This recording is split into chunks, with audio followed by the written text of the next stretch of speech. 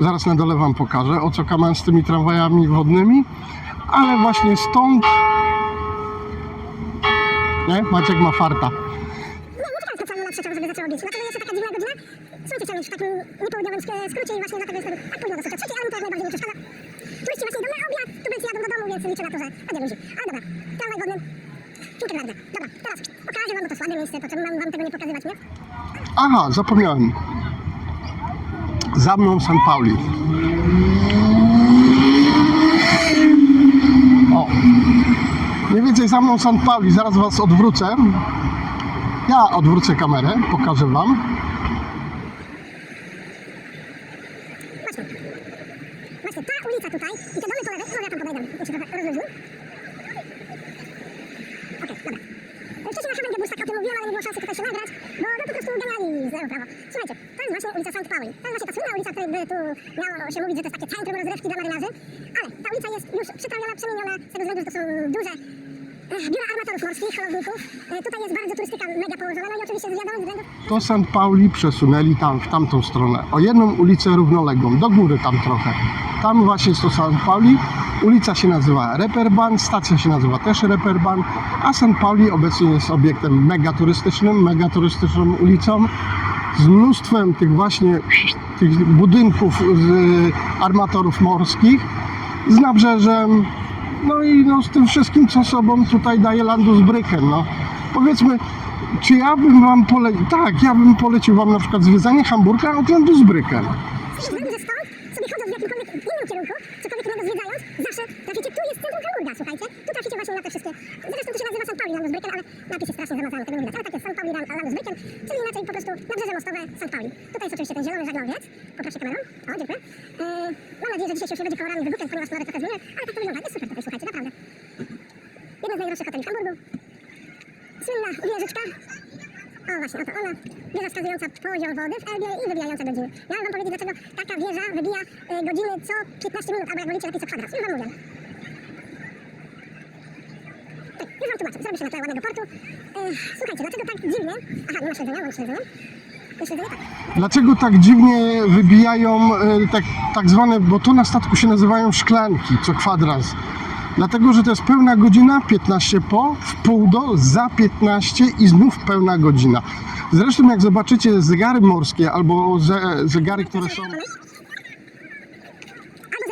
zegary, które są ustawione na statkach, zwłaszcza w jednostkach, które są, nie w jednostkach, w sterówkach statków są ustawione te zegary, one są okrągłe, jasne najczęściej i mają właśnie takie pola, mają takie czerwone, zaznaczone niebieskie, później znowu jest niebieskie, czerwone, tak to jest co 15 minut, co kwadrans zaznaczone. Słuchajcie, to wynika nic innego jak z obowiązkowego nasłuchu radiowego, to też jest ważne, dlatego że jeżeli może traficie kiedyś na żaglówkę i będziecie potrzebować wezwać pomoc, to na przykład o godzinie, powiedzmy, niepełnej, ale powiedzmy o godzinie 12-13 po, nie róbcie tego. Teoretycznie okej, kanał morski 99,6. Musi nasłuchiwać, ale obowiązek nawet jednostek, które stoją już w porcie albo są na redzie i tak dalej, to oficer radiowy ma obowiązek nasłuchu właśnie w tych godzinach. Pełna godzina, 15 w pół do, za 15 i pełna godzina ma obowiązek nasłuchu. Nie tego, że ktoś go zadzwoni, pozdrowi. Nie, to jest w pełni nasłuch tak zwany help, nie?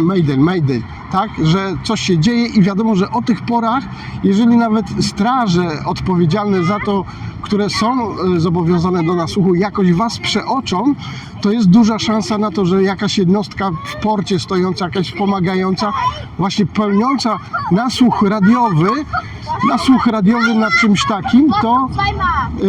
takim, to może zareagować, prawda? Ważna rzecz. Dobra. Macie pokaż piątkę? Może nie? A może tak. Dobra. Poszły tutaj młode dziewczyny tutaj mi krzyczące, ale widzę, że idzie kolejna kolona, więc mega się będę spieszył. Słuchajcie, ja płynę numerem 62, on płynie na Piłkę Verde. On zahacza o bardzo główne stacje wodne, tak jak Altona, Blankenese i warto to sobie obejrzeć i zobaczyć. Dlaczego? Dlatego, że no jestem ciekawie. Słuchajcie, poza tym ta rajda trwa bardzo długo. Żeby mieć opłynąć ją tylko dookoła, potrzebujecie prawie 2 godzin. Weźcie to sobie pod uwagę, tak? Jak wleziecie, to musicie płynąć, nie? No to znaczy, można wysiąść zawsze z takiej stateczku i poszukać metra i sobie szybciej wrócić metrem, czy jak tam. Powoli zaczynam uciekać koloniami do dania. I teraz właśnie, to jest jedna z dłuższych wycieczek i zachęcam. Tam widzę super nowoczesne miejsce, tam nie było, ale tam pójdę, jak nie będzie ludzi. Dobra. Ja się pakuję tutaj na dół po schodach i później na wprost trapu tego wyjścia z metra. Zresztą zaraz pokazuję, tak, żeby nie być gołosłownym, cyk. O właśnie. Tutaj jest wyjście z metra. Tup, tup, tup, tup, tup. Schodami na dół, po trapie. I teraz właśnie tutaj, i tutaj, jak widzicie, mają właśnie przystanki te, no szybko, tramwaje wodne, tak? I teraz tak. Popłyniecie nimi, najprawdopodobniej popłyniecie nimi tam, w tamtą stronę, wzdłuż nurtu rzeki, lub są 2 lub 3, które płyną tam na terminale stoczniowe. Nie te duże, ale to tam też stoczniowe są i tam jest ten właśnie terminal, no Maciek, skup się, terminal Balinstadt, o którym tam byłem, wam opowiadałem, właśnie tam zaglądają te fery. Dobra, sama stocznia jest rozwalona tutaj wzdłuż brzegi Hamburga.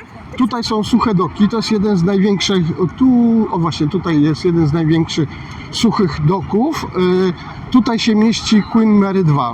Jak ma ochotę sobie zrobić przegląd brzuszka albo wyczyścić dno, to właśnie przypływa tutaj i tutaj wjeżdża i podnoszą ją do góry i tam robią jej remoncik podwozia.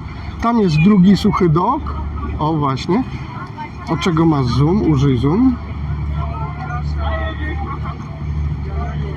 Zoom. O właśnie. Tam jest drugi suchy dok, tylko że ten to jeździ do góry i na dół. W stoczni remontowej w Gdańsku mamy takie 2 doki. Więc no nic takiego oszałamiającego. No oczywiście z tyłu przepotężny terminal kontenerowy. Dobra, Maciek zabiera tyłek na dół i będę patrzał, jak jeździć tym tramwajem wodnym. Aha, ważna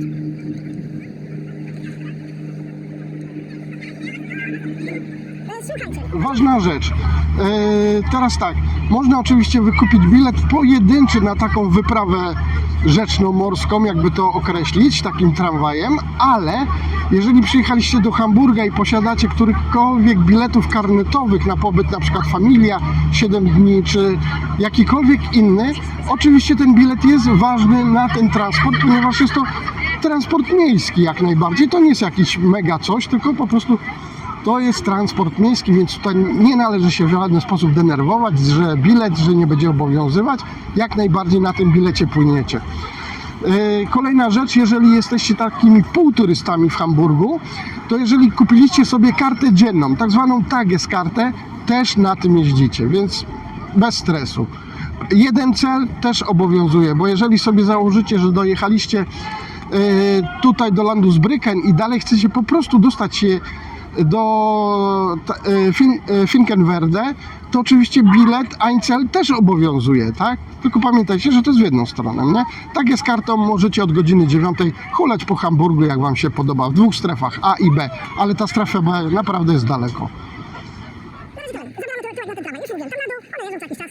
Widzę, że będzie napakowane, ale nie będę gadał, ale nagram wam wodę, tak? Później może na podkładzie na wideo powiem, gdzie on parkuje i co się tam dzieje.